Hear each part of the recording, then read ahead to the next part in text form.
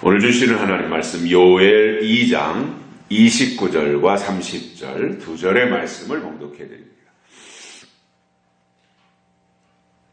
그때에 내가 또 내 신으로 남종과 여종에게 부어줄 것이며 내가 이적을 하늘과 땅에 베풀리니 곧 피와 불과 연기 기둥이라. 아멘. 지난주에 노회가 있어서 노회에 참석했었습니다. 노회장이 설교를 하면서 서두를 이렇게 꺼내요. 노회장은 저보다 두세 살 위인데 서울에서 목회를 하시는 분인데 요즘에 자기가 설교하는 내용을 녹음을 해서 들어봤답니다. 그런데 찬송도 느리게 부르고 설교 내용도 굉장히 느려서 자기가 들을 때도 진부하더라. 그래서 이제 모든 걸 자기가 들으면서 고치려고 노력을 하는데 나이가 먹어서 그런지 자꾸 느려진다. 찬송 부르는 것도 느려지고 뭐 이런 얘기를 하는 것을 들으면서 나도 그렇겠구나 이런 생각을 했었습니다.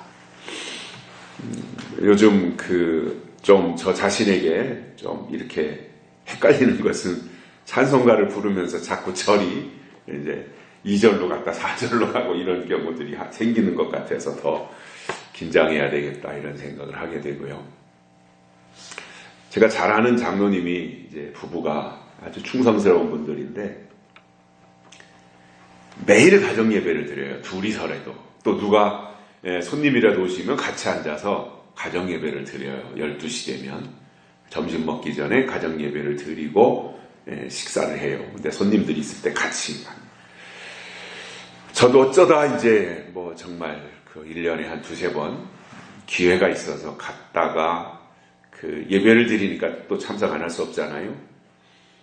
그런데 속 터지는 것은 완전히 무슨 찬송가가 시조읍듯이 복의 근원 강림하사 이렇게 가니까 제가 속이 터져가지고 큰 목소리로 그냥 빨리 갑니다. 찬송하게 하소서 이렇게 제가 끌고 가니까 이제 또 따라오기도 하고 하는데 그리고 나서 뭐 그분이 이제 목회자가 아니고 장로님이니까 장로님 요즘에 찬송 그렇게 느리게 하면요 숨 넘어가요. 누구 다 듣지도 않고요.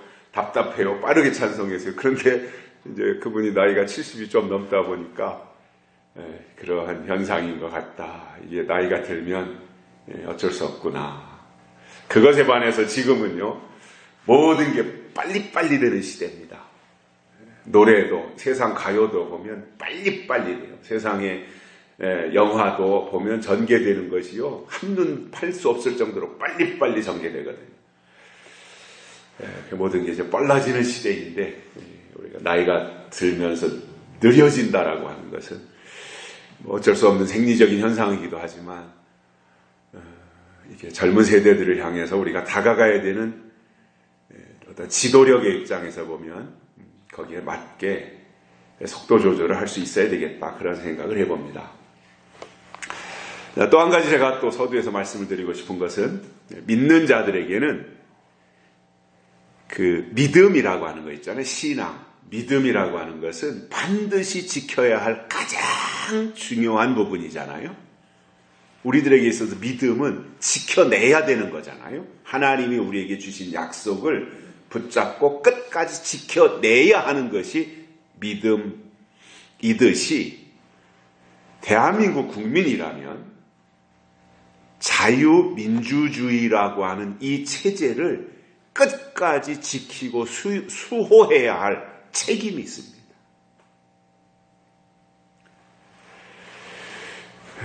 왜냐하면 그것이 우리 대한민국의 최고의 가치이기 때문입니다. 대한민국, 자유민주주의라고 하는 것이 자유민주주의가 우리가 지켜야 할 최고의 가치다. 이것을 먼저 말씀을 드리면서 지난주에 이어서 오늘 또 요엘 2장의 말씀인데 지난주와 또 이번 주 본문 말씀에 모두가 다 하나님의 신을 주신다. 이러한 말씀이 나오는데 차이가 있습니다. 그 차이가 뭐냐면 지난주에는 28절에서 내가 내 신을 만민에게 부어주리니 만민에게라고 말씀하셨는데 오늘 말씀에서는 남종과 여종에게 이렇게 말씀하고 있다라는 거예요. 자, 그러면 지난주에 말씀하신 만민에게 신을 부어주신다는 것과 바로 뒤따라 나오는 오늘 본문에 나오는 남종과 여종에게 내 신을 부어주신다라고 하는 이 말의 차이가 뭐냐는 거예요. 만민에게 부어주신다. 아니면 남종과 여종에게 부어주신다. 이것이 어떤 차이가 있겠는가? 자, 일반적으로 보면 하나님의 신은 똑같은데 만민에게 부어주신다고 했으면 그것이 만민 속에 남종과 여종이 다 포함되지 않겠어요?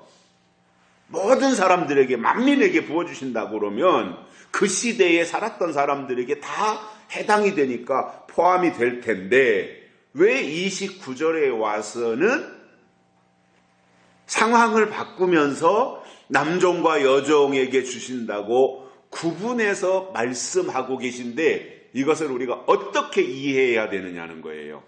28절과 29절을 우리가 어떻게 이해해야 되는가?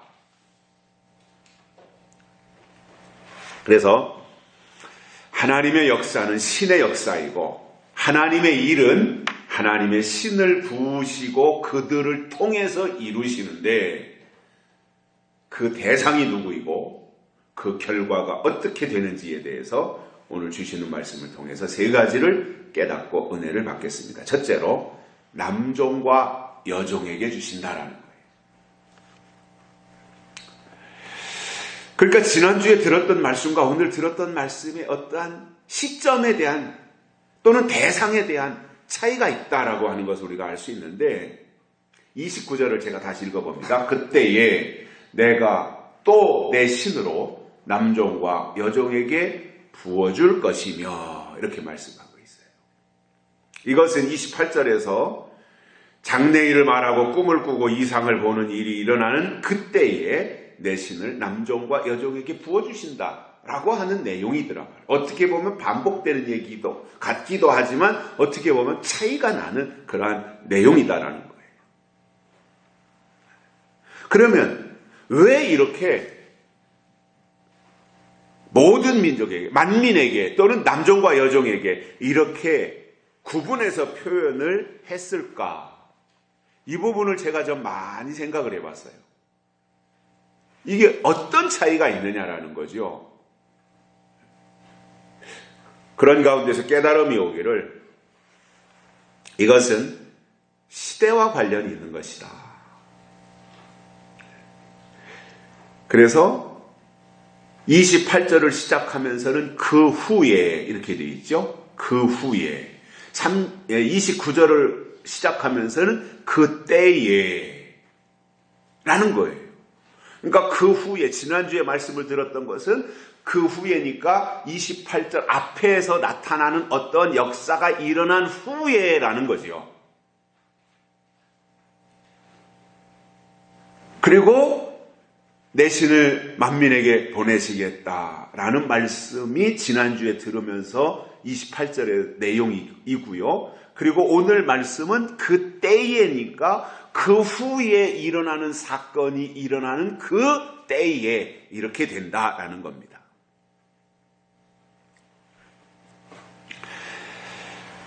그래서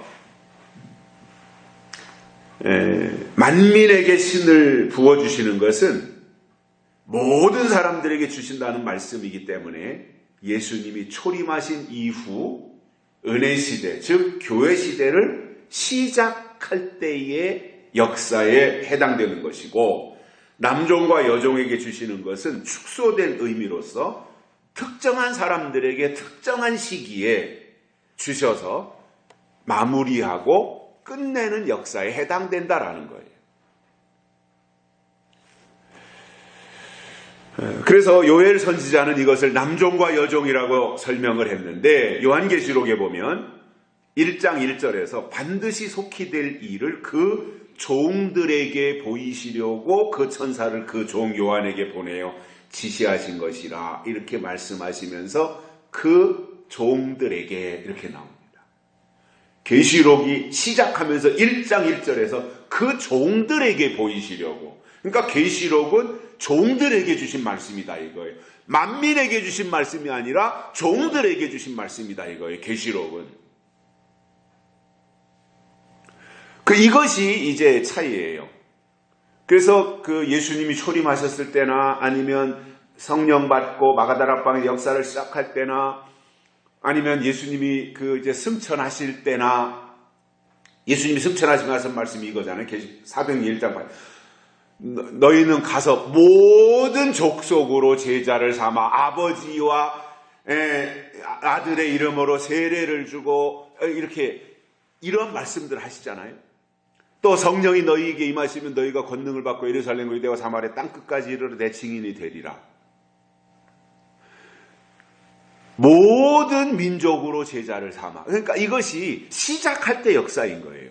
만민에게 내 신을 주신다. 시작할 때 역사라는 것인데 남종과 여종이라고 하는 것을 계시록에 가서 보니까 종들에게 주시는 말씀이다. 이렇게 구분이 되더라는 거죠. 또 계시록 7장 4절에 보면 우리 하나님의 종들의 이마에 인치기까지 땅이나 바다나 나무나 해하지 말라 하더라. 이렇게 되어 있습니다. 종들의 이마에 인칠 때까지.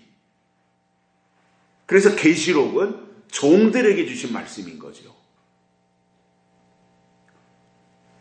이런 관점에서 볼 때 요엘이 말씀한 것이 여기에 해당되는 것이다 이겁니다. 이렇게 구분을 하고 말씀을 들어야지 지난주의 말씀과 오늘 말씀이 헷갈리지 않아요. 자, 성령은 한 분입니다. 성부, 성자, 성령, 성부, 성자, 성신, 성령은 하나입니다. 그런데 역할에 있어서 시대적으로는 구분을 할 수 있어요. 성령은 한 분이신데 시작할 때 역사와 끝날 때 역사를 구분 지을 수 있다라는 거예요.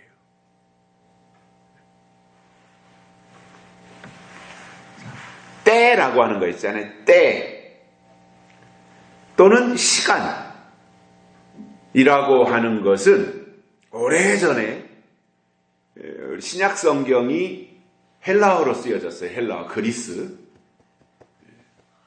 헬라어로 쓰여졌는데 오래전에 살았던 헬라 사람들에게 있어서 시간의 개념이 두 가지예요. 그들은 시간을 두 가지의 신으로 표현을 했어요. 그러니까 두 가지 개념으로 헬라 사람들이 시간을 이해했는데 하나는 크로노스라고 하는 시간이고 또 하나는 카이로스라는 시간이에요.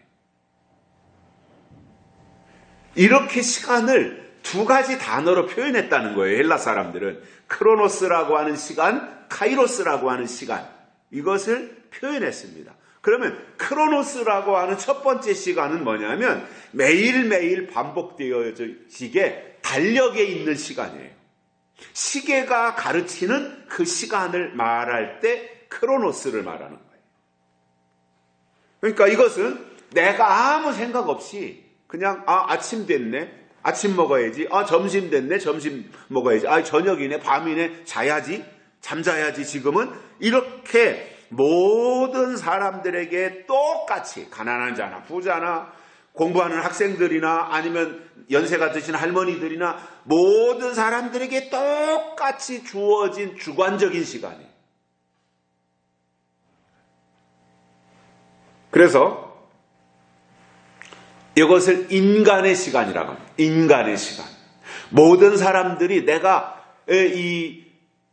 이렇게 살아야지 저렇게 살아야지 그것과 상관없이 그냥 자기 임의로 자기에게 주어진 그 나름대로 살아가는 그 시간을 말할 때 크로노스다라고 말하고 이것은 인간의 시간을 말할 때 쓰는 단어예요. 반면 카이로스라고 하는 단어는 상대적인 시간의 개념이에요.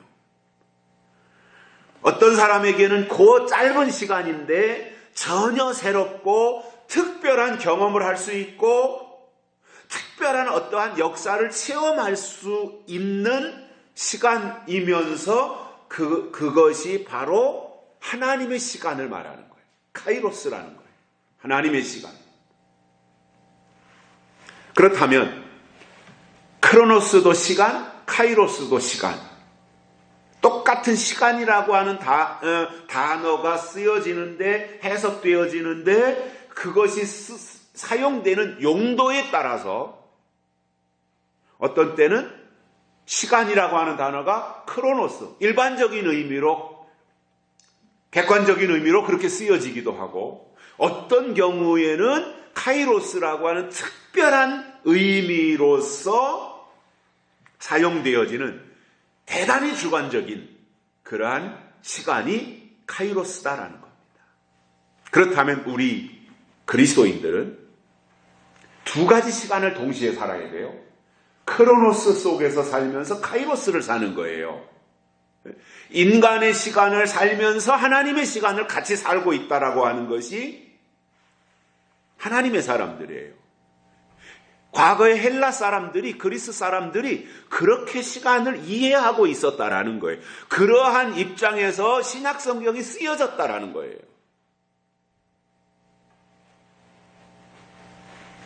그래서 하나님의 사람들은요, 그냥 흘러가는 시간 개념 속에서 살아가는 것이 아니라, 물론 이 시간도 우리가 살아야 되지만, 인간의 시간을 우리가 살지만, 지금 똑같이 공유하고 살지만, 그러나 우리는 거기서 한 걸음 더 나아가서 모든 일에는 하나님의 뜻이 있다.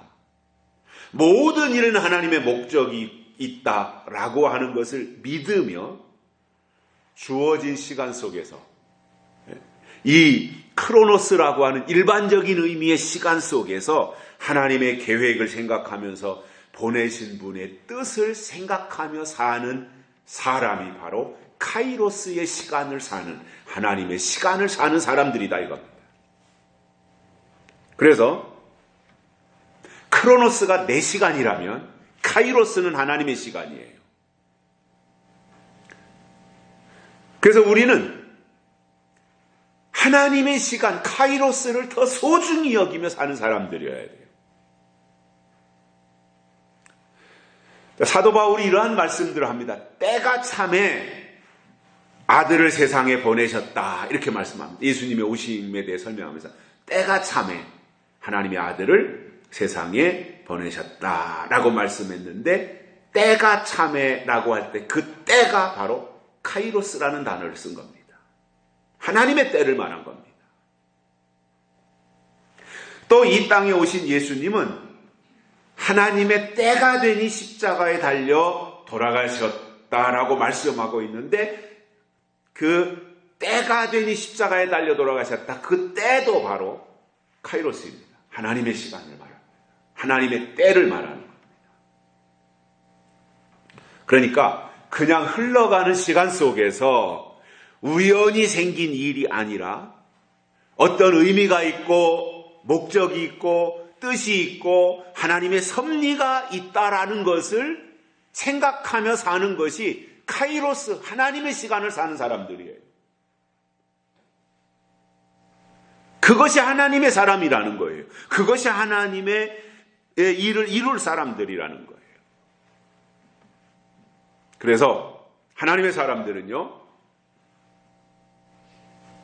인간의 시간을 살면서 하나님의 시간을 함께 사는 것이고, 한 걸음 더 나가서 인간의 시간은 당연히 살지만 그 속에서 하나님의 뜻을 생각하며 사는 하나님의 시간을 더 소중히 생각하며 하나님의 시간, 하나님의 때가 임하기를 기다리며 살 줄 아는, 그래서 내가 지금 해야 될 일이 무엇이고 내가 나가야 될 방향이 무엇이고 내가 어떻게 하나님을 기쁘시게 해드릴 수 있고 내가 어떻게 하나님의 약속 안으로 들어갈 것인가, 이것을 중심으로 사는 것이 카이로스의 사람이라는 겁니다.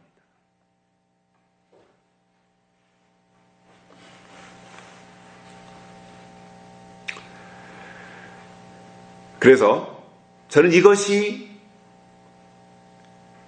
하나님 밖에 있는 사람들과 하나님 안에 있는 사람들의 차이점이라고 보는 거예요. 하나님 밖에 있는 사람들을 우리가 흔히 세상 사람들이라고 합니다. 이 세상 사람들은 크로노스라고 하는 이 하나의 시간만 가지고 살아요. 24시간, 365일, 1년, 12달, 뭐 이렇게 그냥 그 시간만 사는 거예요. 크로노스의 시간만, 일반적인 의미의 시간 속에서만 살아간다면 하나님의 사람들은요, 크로노스 속에서 살면서 카이로스의 시간을 더 소중히 여기며 하나님의 때를 기다리는 사람들인 겁니다.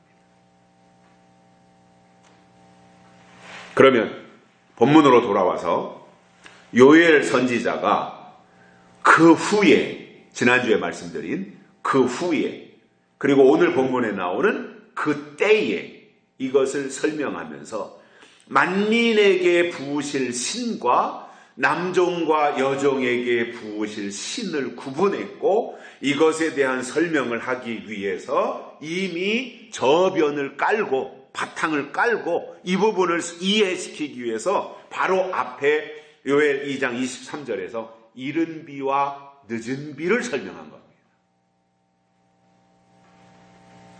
즉 봄에 씨를 뿌릴 때 내리는 비와 가을에 열매를 맺고 열매가 연글 때 내리는 비는 똑같은 비인데 역할은 다르다라는 거잖아요.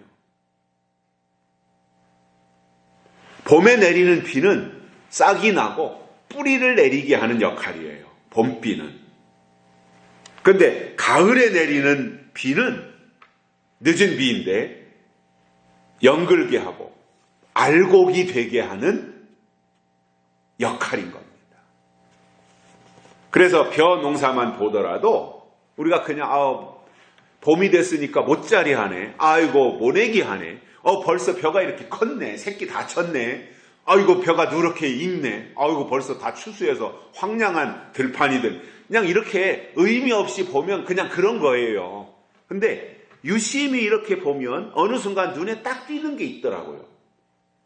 그 전에 제가 한번 설명을 드렸는데,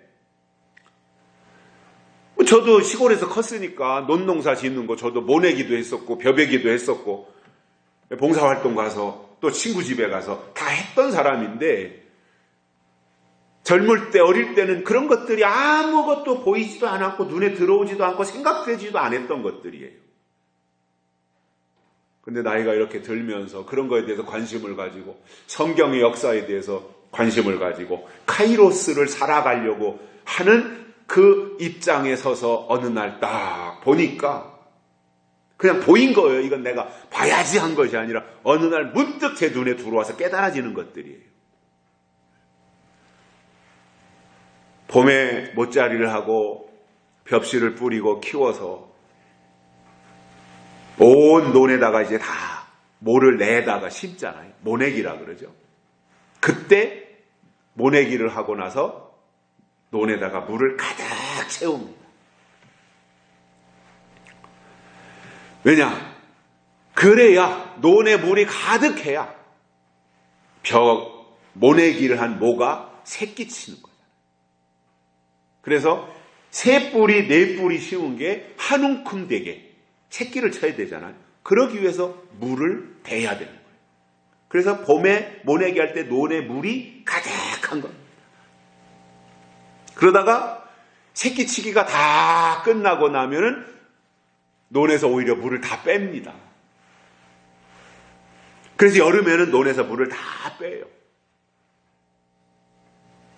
그러다가 벼 이삭이 나올 때쯤 되면 말복 이 무렵이 되어서 벼 이삭이 나오고 벼 꽃이 필 때가 되면 논에다가 다시 물을 대줍니다. 왜 그렇습니까? 물이 있어야 열매가 맺히는 거예요. 이삭이 나올 때, 가을이 될 때 논에 물이 있어야 알곡이 되는 거예요. 벼에 꽃은 폈는데 물이 없으면 쭉정이가 되고 말아요.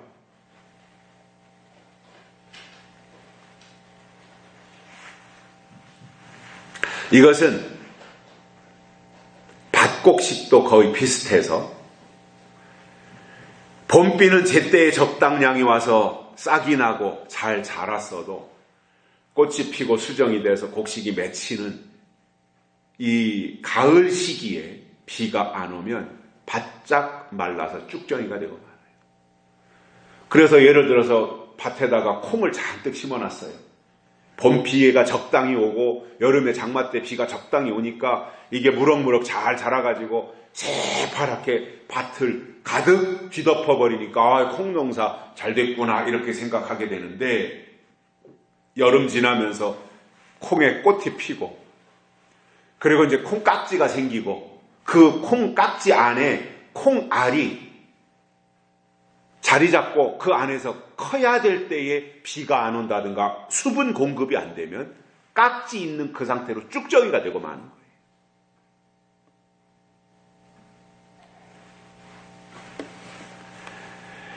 신앙도 예수님 초림하시고 나서 마가다락방에 보내주신 성령이 이른 비였고 그것을 만민에게 주신 것이었어요. 모든 사람들에게 다 보내주신 거예요. 그래서 거기에서 마가다락방 이른 비 성령이 오므로 믿음이 싹이 나고 믿음의 씨앗이 떨어져서 믿음이 싹이 나고 믿음의 뿌리가 내린 겁니다. 이것이 마가다락방 성령 초림 예수님 승천하시고 보내주신 성령의 역사예요. 거기서 교회가 탄생된 거예요. 그러나 예수님 재림 때가 되면 여러 가지 환란들이 있잖아요. 세상의 이치와 성경의 이치는 같다라고 하는 것을 참 많이 느껴요, 저는. 여러분, 봄에 태풍 오는 거 보셨어요? 봄에 태풍 안 와요. 1년에 25개에서 27, 8개 정도 태풍이 발생을 해요. 그래서 그것이 어떤 거는 저 중국으로 거의 가고 어떤 건 일본으로 가고 1년에 2, 3개가 이제 한반도를 거쳐서 가는데 그 태평양 한복판에서 태풍이 발생하거든요. 그러면 태풍이 오면 피해가 엄청나잖아요. 그런데 태풍의 이점도 있어요.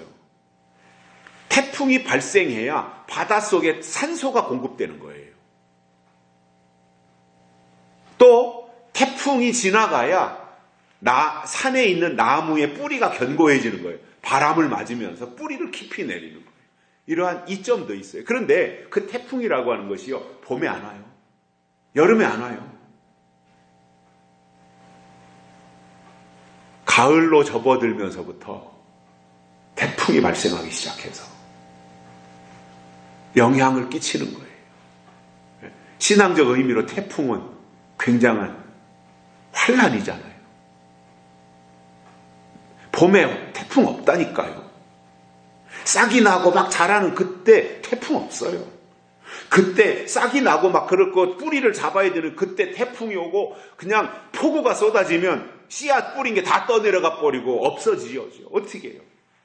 봄에 태풍 없다니까요. 근데 가을에 뿌리를 깊이 다 내리고 그럴 무렵에 태풍이 와요.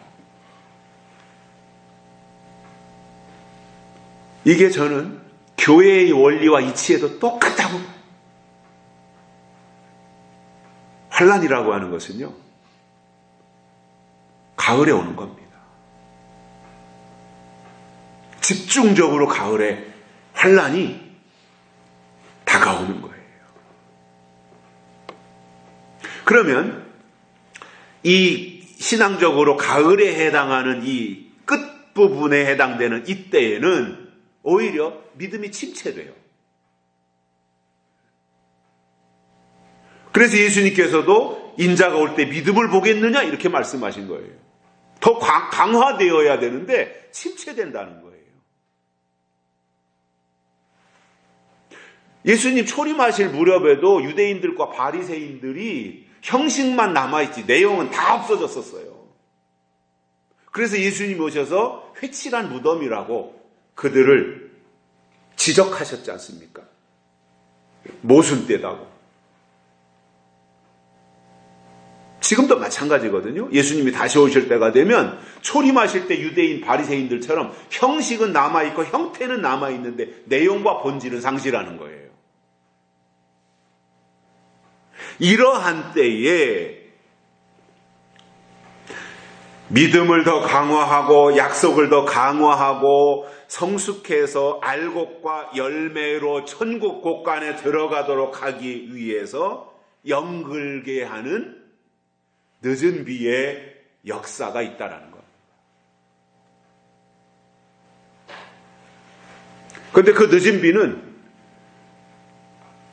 비만 올 수도 있지만 태풍과 함께 오는 비도 있어요. 그러나 아무튼 그 늦은 비로 오는 비가 있어야 피해를 보기도 하지만 연글기도 하고 열매가 된다라는 것. 저는 이런 부분들을 설명할 때마다 늘 조심스러워서 자꾸 이 농사의 원리를 대입을 시켜요.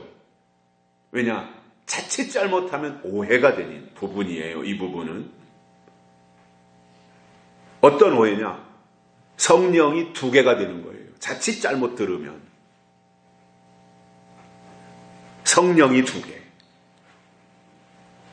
그것이 아니라 성령은 하나이지만 성령의 역할에 있어서는 초림 때와 재림 때가 다르다는 거예요. 이른 비와 늦은 비가 비인 것은 똑같은데 역할과 효능은 다르다라는 거예요. 그래서 초림 때 보내주신 성령은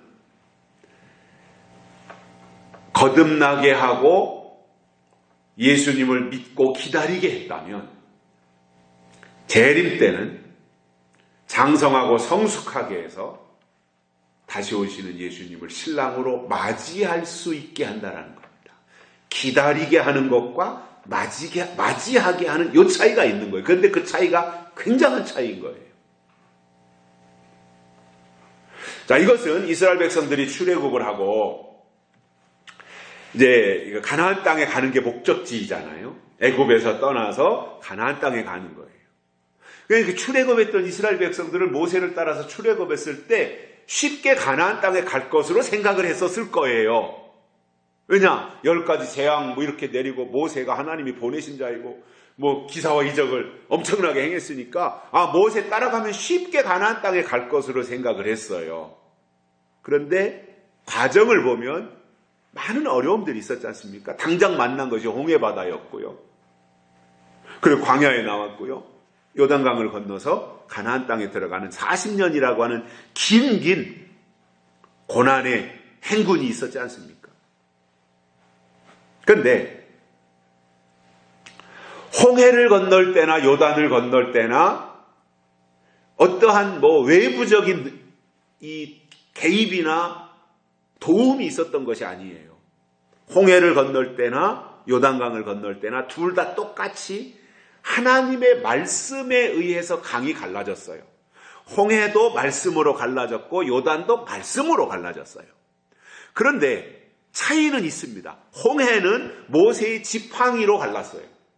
하나님이 그렇게 말씀하신 거예요. 네가 지팡이를 홍해에다가 이렇게 지시하고 있어라. 그러면은 동풍이 불어와서 가르고 마른 땅같이 건너게 할 것이다. 자, 하나님의 말씀이 모세에게 임했고 모세는 지팡이를 홍해를 향해서 가리키고 있었고 하나님이 그것을 통해서 역사하셨던 거예요. 그런데 요단강은 제사장들을 먼저 앞세우고 제사장들 어깨에다 법궤를 메고 요단강을 발로 밟으면 요단강 물이 갈라질 것이다 라고 말씀하셔서 그대로 해서 요단강이 갈라졌어요. 그러니까 요단강은 법궤로 갈라진 거예요. 그런데 공통점은 똑같이 홍해를 가를 때나 요단을 가를 때나 홍해는 모세에게 말씀을 주셨고 요단을 가를 때는 여호수아에게 말씀을 주셨던 거예요. 하나님의 말씀이 임해서 홍해나 요단강이 똑같이 말씀으로 갈라진 거예요. 그런데 그 말씀으로 갈라지는 그 과정 속에 차이는, 방법은 홍해는 지팡이, 요단은 법궤라고 하는 이 차이는 있었다라는 거예요. 그러나 공통점은 하나님이 하신 일이다라는 거예요. 하나님의 말씀, 성령의 역사, 하나님의 신으로 하신 역사인 것은 똑같은 공통점이지만 나타날 때의 방법은 이런 차이는 있었다라는 거거든요. 그러니까 이른 비와 늦은 비가 똑같다라는 거예요. 같은 비라는 거예요. 그런데 그때에 맞는 역할은 다르다라는 거예요. 이것이 슬기로운 다섯 처녀와 미련한 다섯 처녀의 비유에서도 나타나는 내용인 것입니다. 그러면 오늘 본문에서 말씀한 요엘 선지자의 이 예언은, 남종과 여종에게 이 예언은 계시록 4장 5절과 계시록 5장 6절에서 성취되는데, 그 내용이 뭐냐면 온 땅에 보내심을 입은 하나님의 7 영이라 이렇게 되어 있어요. 다시 말해서 예수님이 승천하신 이후에 만민에게 보내주신 보혜사 성령의 역사는 새로 태어나는 역사고, 땅에 속한 사람이 하늘에 속한 사람으로 거듭나는 역사로 예수님을 믿게 하는 역할을 했다면, 예수님의 재림을 앞두고 환난 때 남종과 여종에게 보내주실 7 영의 역사는 장성하게 해서 예수님과 혼인하고 그리스도의 신부가 되게 하는 역사라는 겁니다.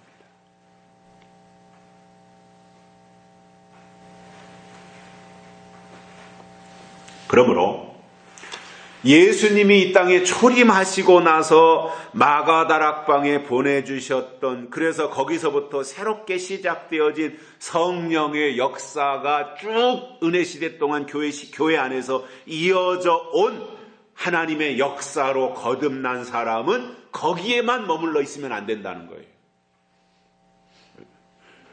엄마 뱃속에 임신되어지고 엄마 뱃속에 있던 태아가 이제 엄마 뱃속에서 10달 동안 잘 자라나가지고 이제 때가 되면 엄마 뱃속에서 세상 밖으로 나와야 되잖아요. 탯줄을 끊고 이제 새로운 생명으로 응애하고 태어나지 않습니까? 그러면 응애하고 태어난 애가 내 자식이 됐어요, 이제. 그러면 응애하고 태어난 아이는 맨날 응애만 하고 있으면 안 되잖아요. 1년 차 다르고 2년 차 다르고 5년 차, 10년 차, 20년 차, 30년 차 성장하고 달라지는 게 정상이잖아요.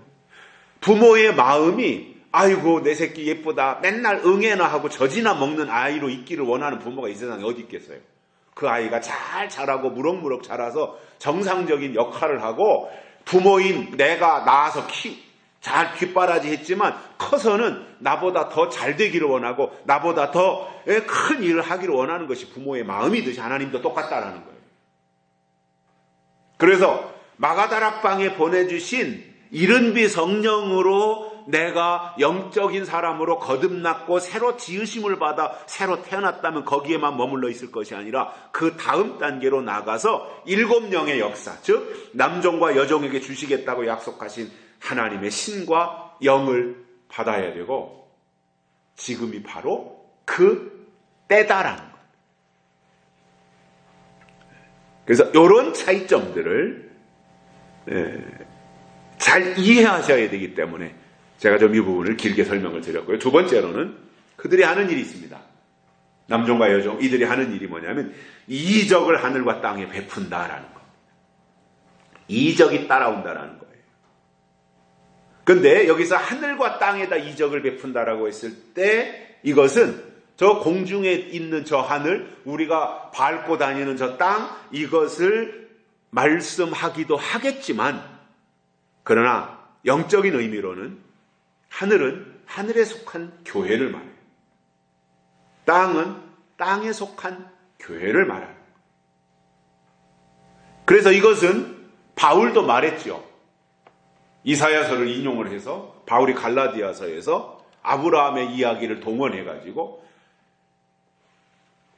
하늘에 있는 예루살렘을 설명하면서 약속으로 낳은 사라를 통해서 이삭이 태어났고 약속이 없는 하갈을 통해서 이스마엘이 태어난 이것에 대해서 하늘의 예루살렘, 땅의 예루살렘, 신령한 아들, 영적인 아들과 육적인 아들, 이삭과 이스마엘을 정확하게 구분해 주셨어요.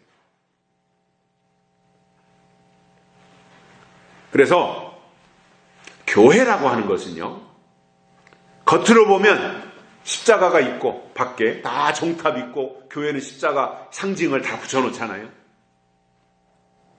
그래서 교회는 우선 십자가가 있고 또 건물을 지은 삼각교회가 아니라 건물을 지었다면 교회 형태가 어느 정도 다 비슷하잖아요. 이런 교회 형태를 가지고 있고 교회 간판을 붙여놔서 아무개 교회 뭐 이런 것들이 있고 거기서 주일날이면 예배가 드려지고 뭐 평소에 기도가 있고 새벽 예배가 있고 이렇게 되어지니까 겉으로 보면 거의 흡사해요. 지금은 이단들도 거의 정통 기독교가 하는 이 형식을 거의 다 따라서 다 하기 때문에 사실상 구분하는 데는 내용에 들어가서 신학적으로 점검을 하지 않으면 쉽지 않은 시대를 우리가 살고 있는데, 그래서 겉으로 보면 건물이 이렇다, 십자가가 있다, 예배를 드린다, 여기가 교회구나 이렇게 겉으로 보면은 똑같지만, 그러나 속으로 들어가서 내용을 보면 하늘에 속한 영적인 교회가 있고 땅에 속한 육적인 교회가 있다라는 거예요. 이삭이 있고 이스마엘이 있다라는 거예요. 사라가 있고 하갈이 있다라는 거예요. 야곱이 있고 에서가 있다라는 거예요.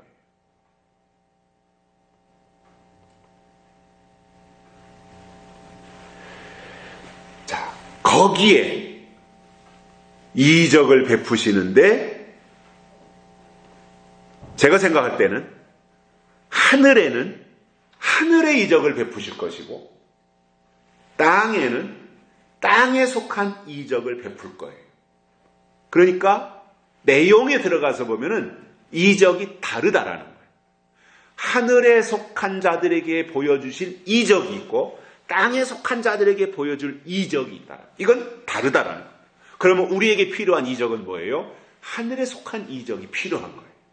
그것을 우리가 경험을 해야 된다.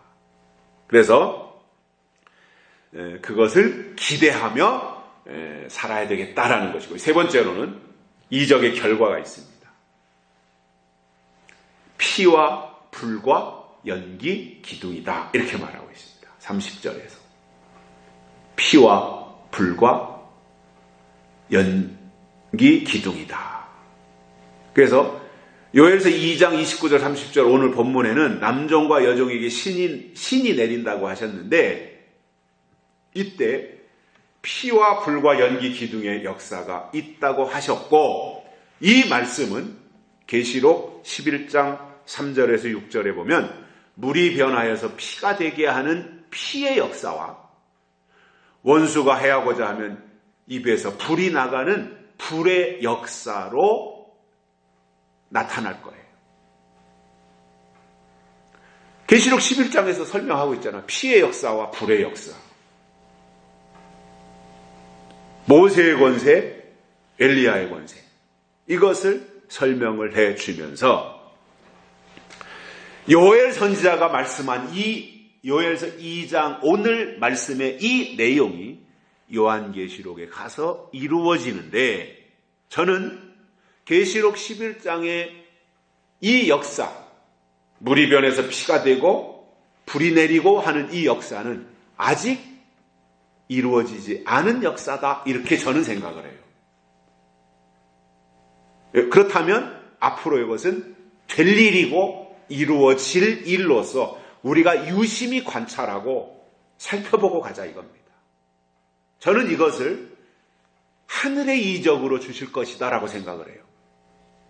하늘에 속한 교회에 주실 특별한 이적이다. 그래서 이런 역사와 기적이 요엘 선지자의 예언처럼 또는 이사야 선지자의 예언처럼 신약에 와서는 사도 요한의 예언처럼 지금 이 시대에도 이루어질 일인데, 계시록 11장은 될 일이니까 앞으로 피와 불과 연기, 기둥의 역사는 나타날 것입니다. 이것을 우리가 살펴보고 방향을 거기다 두고 가자는 거예요. 결론으로 예수님이 승천하시기 전에 예수님 주변에는 500명 정도가 예수님을 따라다녔습니다. 그들에게 예수님이 하신 말씀이 있습니다. 예루살렘을 떠나지 말고 약속하신 것을 기다려라. 그러면 성령을 선물로 받게 된다. 이 말씀을 남기시고 승천하셨어요. 예루살렘을 떠나지 말아라. 내가 너희들에게 약속한 거 보낼 텐데 그거 받을 때까지 예루살렘 떠나지 말고 기다리고 있어라. 이 말씀을 하셨던 거예요. 그러나 그 말씀을 받은 자들이 끝까지 카이로스를 기다리지 못한 거예요. 하나님의 시간을 기다리지 못한 거예요. 그리고 흩어졌어요. 3일 차에 흩어진 사람, 4일 차에 흩어진 사람, 5일 차에 흩어진 사람, 이렇게 다 뿔뿔이 흩어지고 120명만이 마가다락방에 남아서 전혀 기도에 힘쓰고 기다리다가 하나님의 때가 차니까 약속하신 성령을 그들에게 보내주셨던 겁니다. 마지막 때도 우리가 이 예언의 말씀을 듣기만 했다고 다 된 것이 아니라 남종과 여종에게 부어주시겠다고 하는 하나님의 신을 받을 때까지 120명처럼 기다리고 있어야 됩니다. 중간에서 떠나가면 아무 의미가 없잖아요.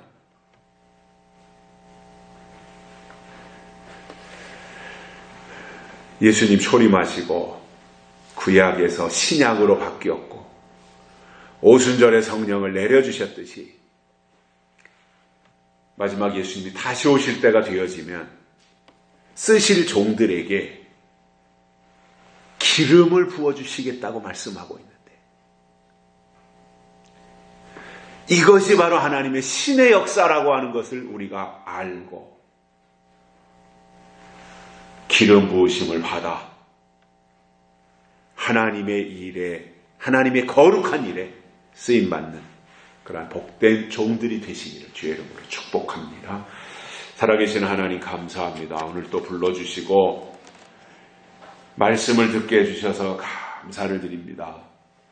하나님의 신을 받은 자에 대해서 오늘 두 번째로 좀 더 구체적으로 종들에게 주실 것을 우리가 말씀을 통해서 듣고 깨달았사오니 이 말씀이 이루어질 때까지 말씀을 받은 자들로서 기다리며 그 일을 이룰 수 있는 그리하여 하나님의 시간을 살아가는 저희들 되도록 축복해 주옵소서. 다시 오실 예수님의 이름으로 간절히 기도드리옵나이다. 아멘. 344장 부르시면서 한금 드리시겠습니다.